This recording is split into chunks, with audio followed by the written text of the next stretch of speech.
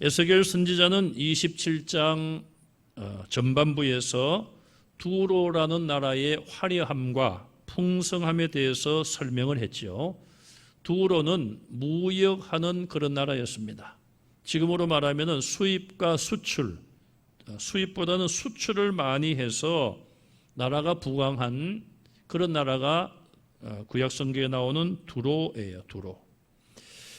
그들은 특별히 큰 배를 만들어서 그 배에다가 화려한 그런 자기 나라의 풍성한 물건을 실어다가 외국에다가 팔았습니다. 그리고 외국에 있는 물건들을 또 가져오기도 했습니다. 그들을 상징하는 것은 큰 상선이었어요. 엄청나게 큰 배.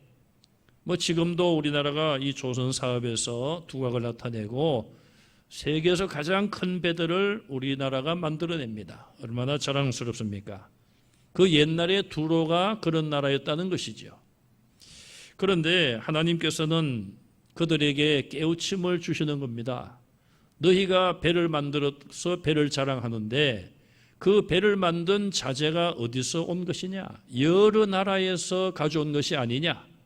또 배를 만든 기술자나 배를 수리하는 그런 많은 기술자들도 너희 나라에 지혜 있는 자들도 있겠지만 다른 나라의 기술자들이 와서 도와준 것이 아니냐? 이 말은 너희가 그렇게 배를 크게 만들어서 무역을 한다고 자랑하는데 그 배는 너희들 스스로의 힘으로 만든 것이 아니란 거예요. 하나님이 주신 다 자재를 사용하여 그런 배를 만들었고 또 다른 나라의 사람들이 와서 도움을 주었기 때문에 그런 배를 만들 수 있었다는 것이죠. 그들에게 그런 배가 없었다면 그들은 무역을 할 수도 없을 것이고 또 그들의 나라가 물질적으로 부유할 수도 없었던 것이 사실이죠.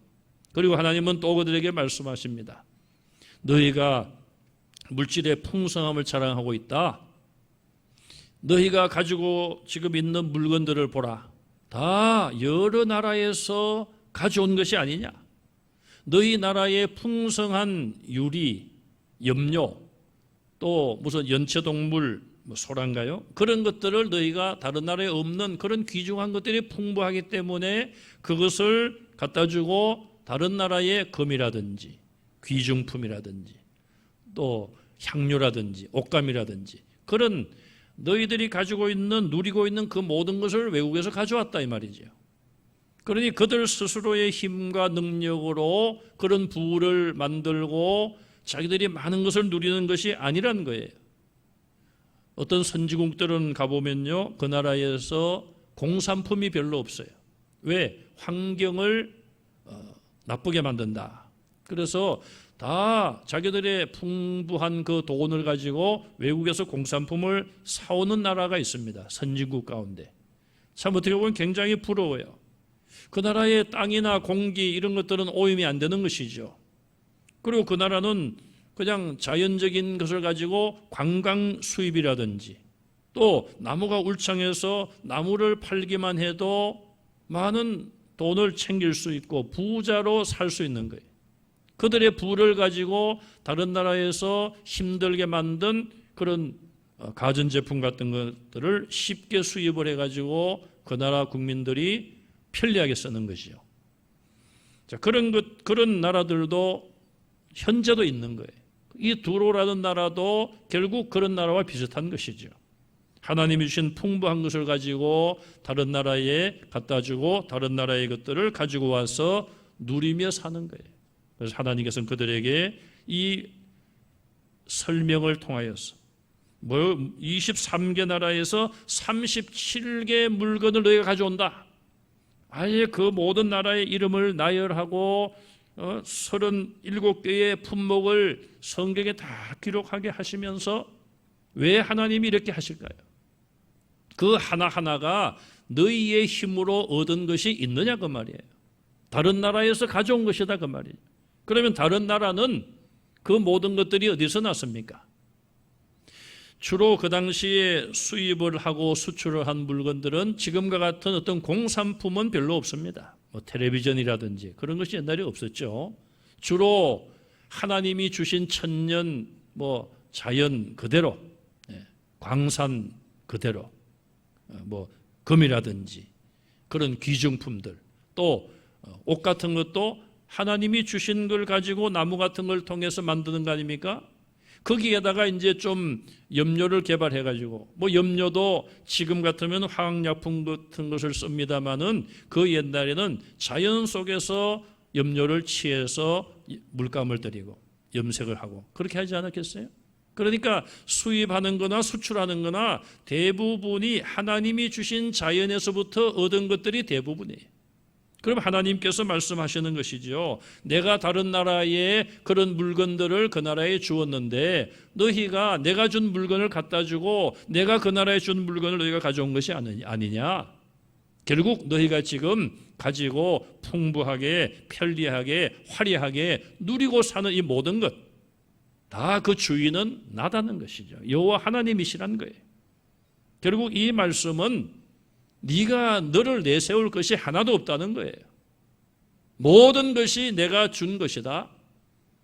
그렇다면 뭐 이스라엘도 마찬가지. 이스라엘은 더하죠. 사실 두로는 하나님을 모르는 나라, 안 섬기는 나라였지만 이스라엘은 하나님의 택함을 받고 하나님을 섬기는 나라 아닙니까? 그렇다면 이스라엘도 그런 것을 깨닫고 하나님께 감사해야 될 텐데 그러하지 못했으니 두로라고 하는 이 이방 나라는 더한 것이죠.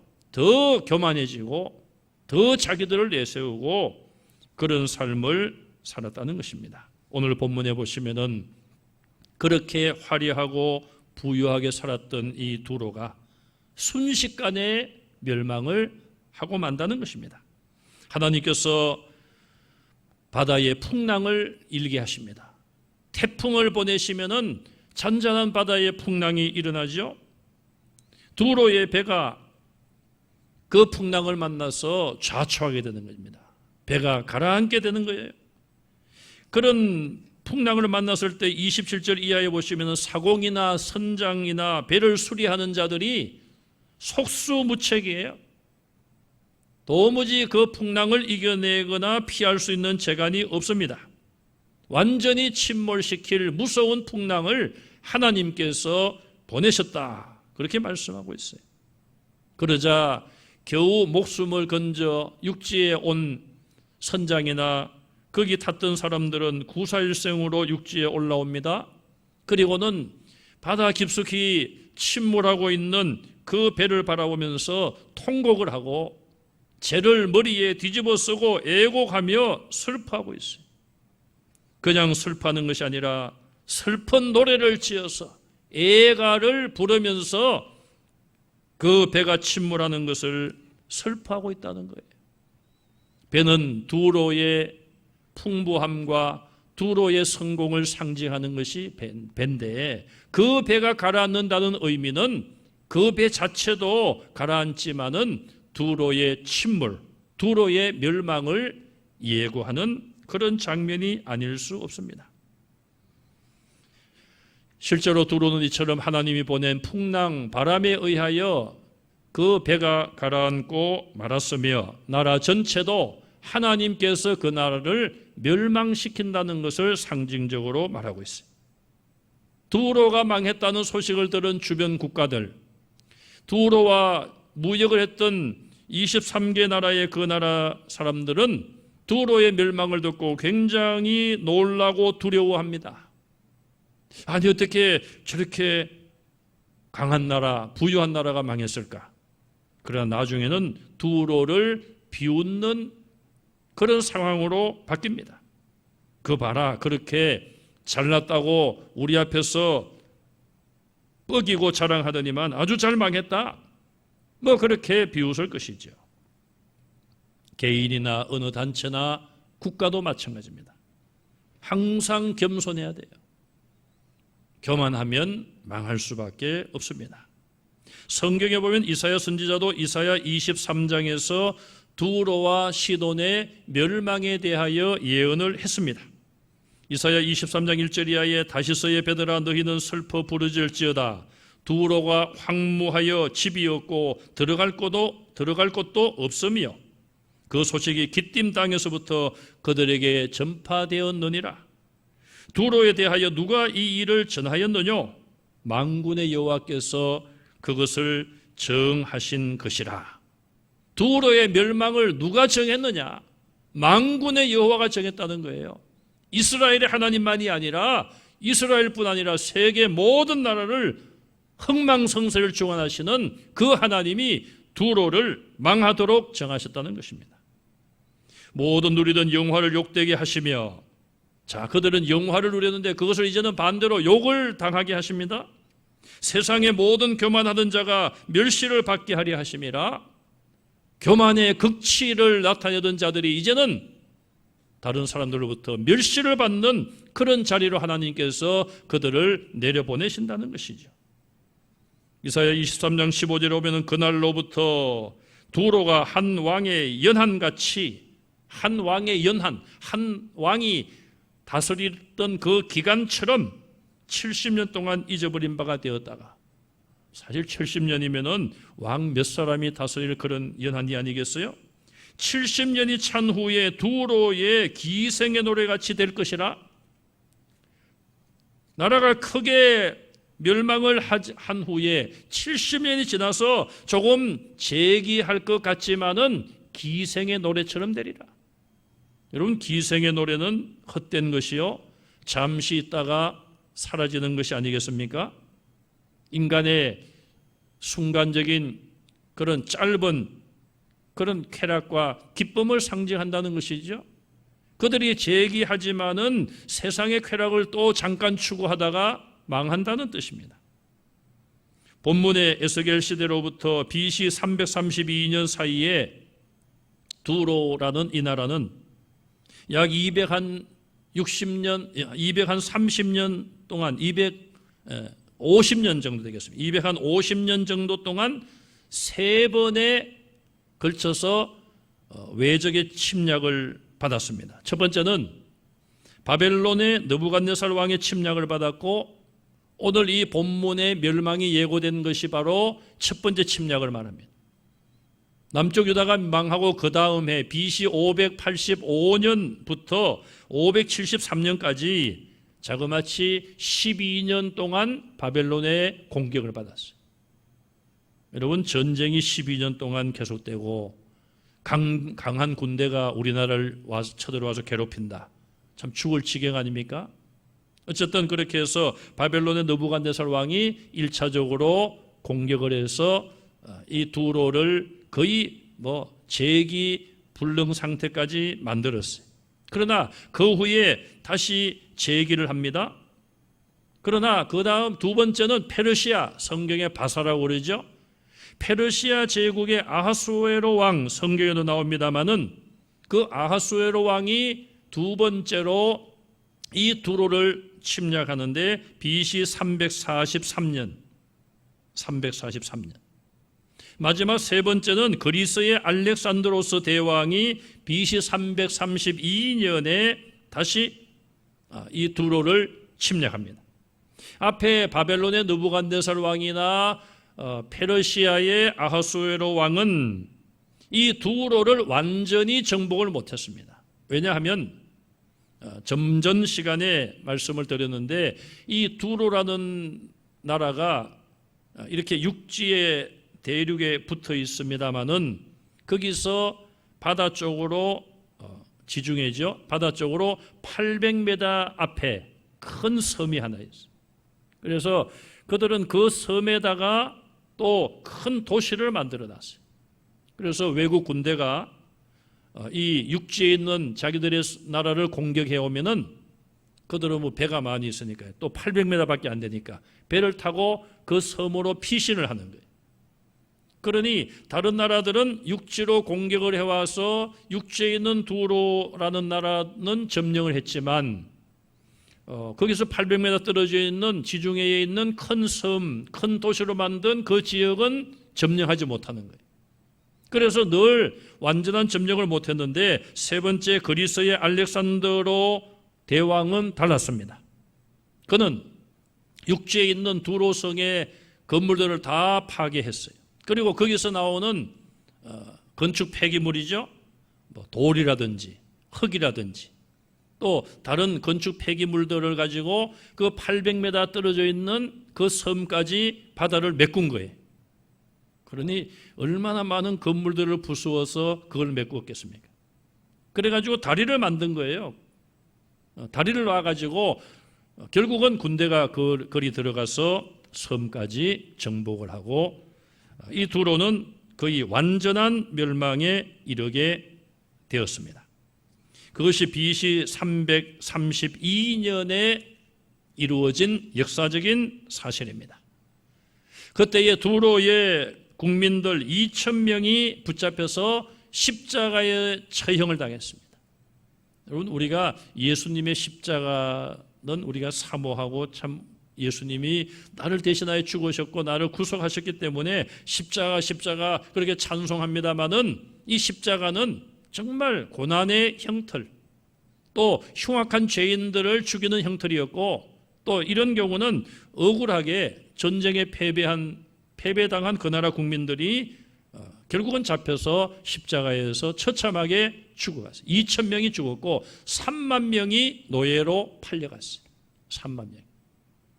뭐 우리나라도 일제시대 때에 뭐 여러 가지 어려움을 겪었습니다마는 3만 명에 되는 많은 사람들이 그렇게 종으로 노예로 여러 나라에 팔려갔습니다. 이렇게 이 두로가 비참하게 최후를 마칩니다.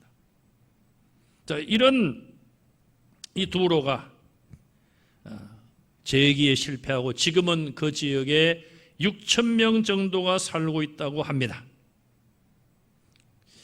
자, 두로를 상징했던 큰 배, 두로가 그렇게 자랑스럽게 자랑했던 그 배, 하나님이 보내신 태풍, 풍랑에 의해서 침몰하고 말았습니다. 그리고 그 침몰은 두로라는 나라의 멸망을 상징적으로 보여주고 있습니다. 인간이 아무리 높은 탑을 쌓고 또 자기 자리를 견고하게 만들어도 자기 성을 굳게 쌓아도 하나님이 허무시면은 다 무너지는 것이 아니겠어요? 창세기 11장에 보면 사람들이 흩어짐을 면하고자 탑을 쌓습니다. 탑을 쌓아요. 그리고 그 꼭대기가 이 꼭대기를 하늘에 닿게 하자. 뭐 지금 뭐 150층 뭐 세계 최고 높은 게 몇 층입니까? 200층 안 됩니까? 150층 뭐 우리나라도 100층 넘는 건물이 있고 한데 그 올라가면은 정말 까마득하지 않습니까? 그런데 그 당시 뭐 탑을 쌓았다고 한들 지금 뭐 한 20층 높이 쌓았는지 모르죠. 기록이 없으니까. 어쨌든 그 당시 그 사람들이 생각할 때는 우리가 저 하늘 꼭대기까지 닿도록 탑을 쌓자. 그리고 우리가 이 탑에서 이 탑을 중심으로 흩어지지 말고 우리끼리 이렇게 모여서 끝까지 우리가 뭉쳐서 잘 살아보세. 하나님께서 내려오셔서 하나님이 보시려고 오셨다고 그랬어요. 보시고는 이들을 그냥 두면 안 되겠구나. 왜 그렇습니까? 하나님께서 땅을 정복하라. 번성하고 너희가 땅을 정복하라. 그러는데 거기만 모여 살면 안 되는 것이죠. 하나님께서 이 지구를 우리에게 주셨는데. 그래서 그들의 언어를 하나님께서 혼잡하게 하십니다. 이 말을 이렇게 주고받다가 갑자기 하나님께서 역사하시니까 말이 안 통하는 거예요. 그러니까 그들이 흩어지게 되고 흩어질 수밖에 없는 그런 상황이 된 것이죠. 자, 거기 보면은 그들이 이런 말을 합니다. 우리가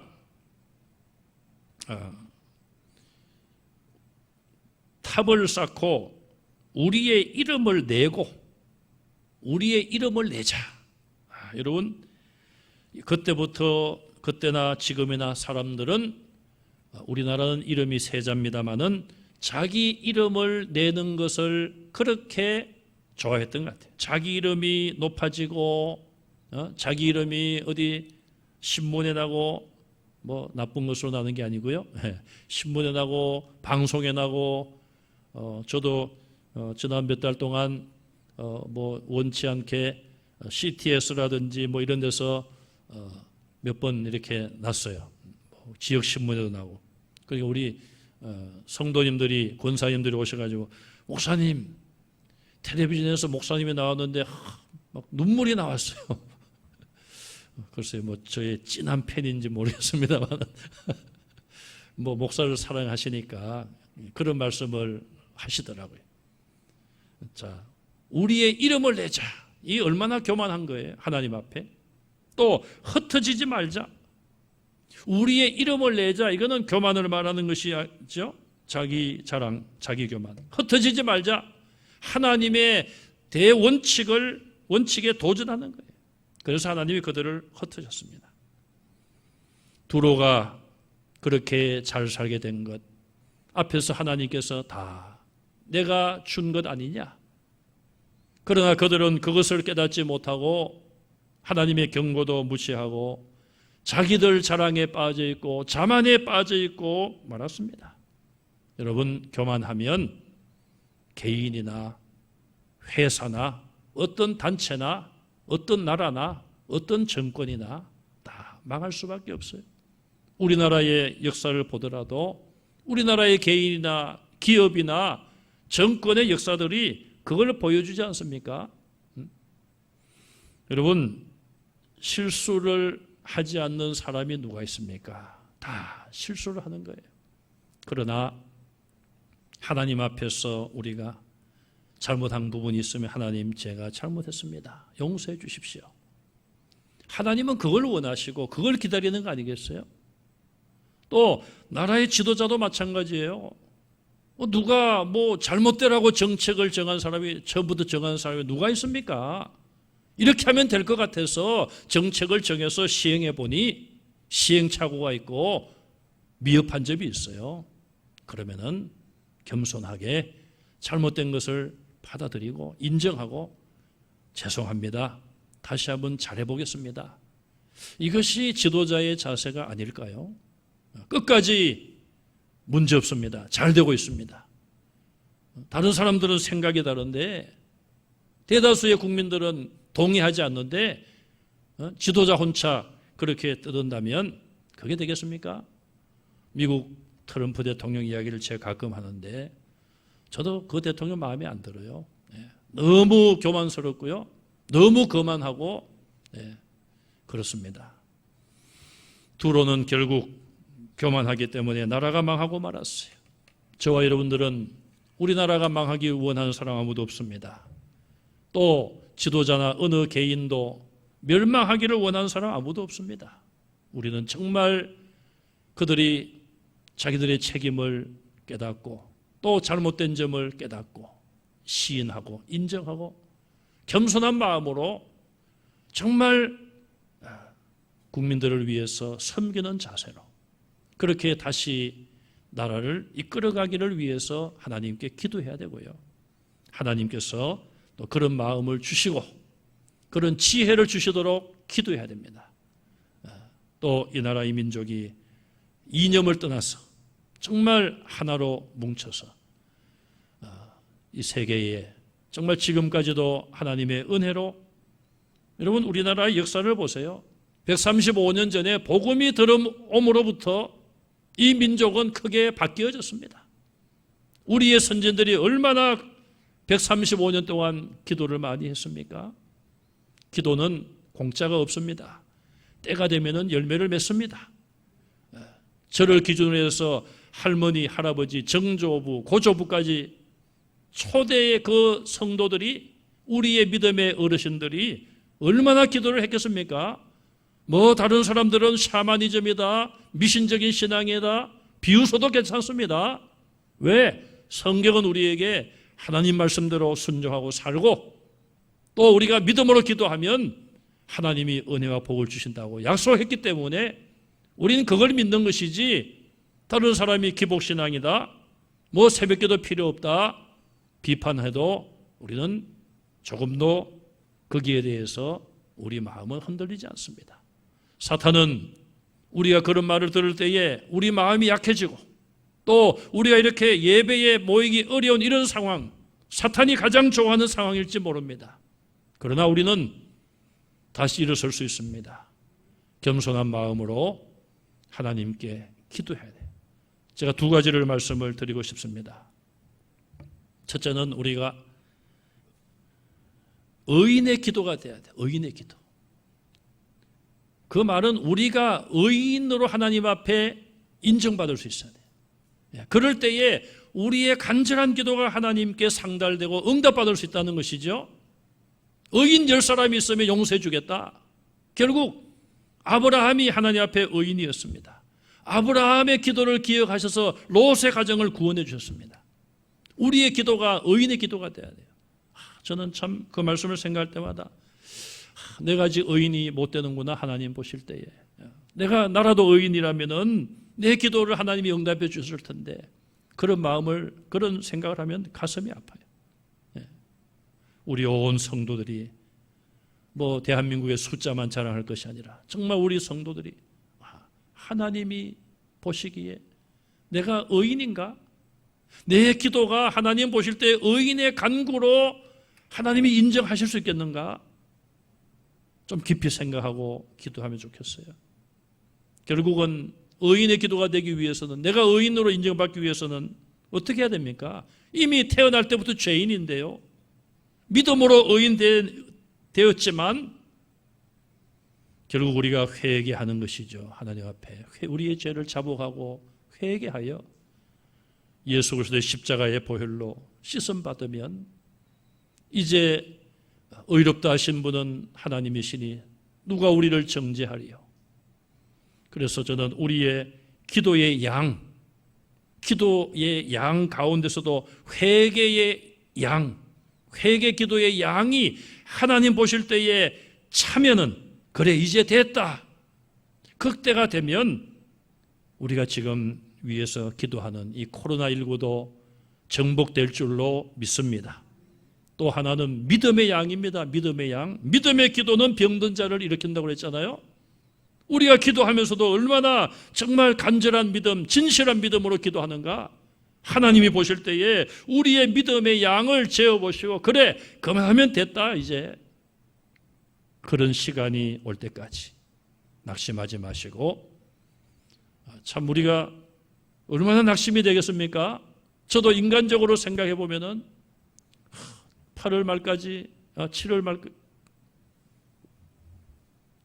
말까지죠. 7월 말까지 우리가 40일 릴레이 금식 기도를 하면서 제 마음속에 하나님 정말 7월 말까지 이게 다 끝나게 해주세요.